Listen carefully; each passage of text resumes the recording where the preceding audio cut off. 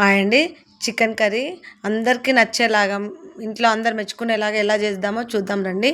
దీనికి కావాల్సింది కొంచెం ఆయిల్, ఒక బిర్యానీ ఆకు, ఒక 3 ఉల్లిపాయలు సన్నగా తరుక్కొని, ఒక కరివేపాకు రెబ్బ, కొంచెం కస్తూరి మేతి నలిపి వేసుకోండి. అలాగే కొంచెం పుదీనా వేసి కలిపేసుకోండి. ఇవి మగ్గిన తర్వాత కొంచెం అల్లం వెల్లిపాయ పేస్ట్, అలాగే పసుపు వేసుకొని కలుపుకొని మనం నీట్గా కడిగిన చికెన్ వేసుకొని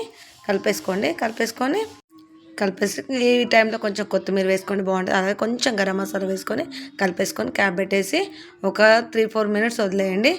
ఆయిల్తో ముక్కలు మంచిగా కుక్ అవుతాయి.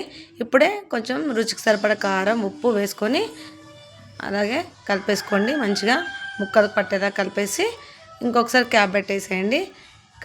పెట్టేసి ఒక 5 మినిట్స్ మీడియం ఫ్లేమ్లో పెడితే ముక్కలు బాగా ఉప్పు కారం పడుతుంది. ఇప్పుడు మనకు గ్రేవీకి సరిపడా వాటర్ వేసేసుకొని బాగా నీట్గా కలిపేసుకొని క్యాప్ పెట్టేసుకోండి. 50% కుక్ అయిపోతుందండి. అప్పటికే కుక్ అయిపోయిన తర్వాత ఇలా బాయిల్ అవుతున్నప్పుడు నేనైతే పెరుగు వేస్తానండి. చాలా టేస్టీ ఉంటుంది, జ్యూసీ ఉంటుంది. పెరుగు వేసుకోండి. కొంచెం పెరుగు వేసుకొని నేనైతే కొబ్బరి వేస్తాను. మీరు వేస్తారా వేరే నాకు కామెంట్ చేయండి. వేసుకొని కొంచెం అలాగే ధనియాల పొడి, అలాగే కొంచెం మసాలా పొడి కొంచెం వేసుకోండి. ఇంట్లో చేసింది కాబట్టి ఎక్కువ అవసరం ఏం లేదు. ఇది చపాతీ కానీ రైస్లో కానీ చాలా బాగుంటుంది. మీరు టేస్ట్ చేసి చూడండి, కంపల్సరీ ట్రై చేయండి. తర్వాత కొంచెం కొత్తిమీర జల్లుకొని వదిలేయండి. అంతే, సిమ్లో పెట్టేస్తే దగ్గరికి అయిపోతుంది. ఒక 3 మినిట్స్ సిమ్లో పెట్టేస్తే మనకు సరిపడా కన్సిస్టెన్సీలో వచ్చేస్తుంది. తర్వాత ఒక హాఫ్ స్పూన్ నిమ్మ చెక్క పిండేసుకోండి.